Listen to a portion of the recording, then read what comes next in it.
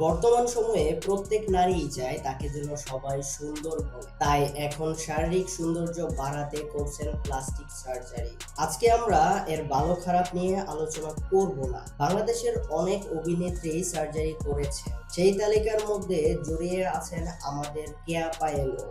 চাইছি তোমায় পুরোটা। এটা গল্প নয়। আজকের ভিডিওতে জানতে পারবেন এর বাস্তব চিত্র।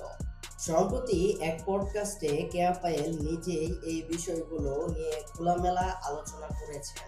তিনি বলেছেন, সৌন্দর্য বাড়াতে বড় কোনো পরিবর্তনের কোনো ইচ্ছাই ছিল না আমার। আমি যেমন আছি তাতেই খুশি।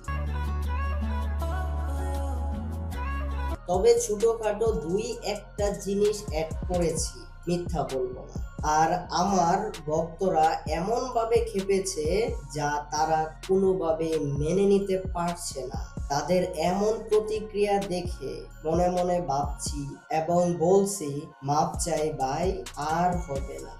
এখন আমি একটা কোশ্চেন করতে যাচ্ছি, হ্যাঁ আপনাকে। আপনার কাছে কেয়া পায়েলের অভিনয় কেমন লাগে? আর আপনি নেক্সট ভিডিওতে কাকে দেখতে চান কমেন্ট বক্সে জানান।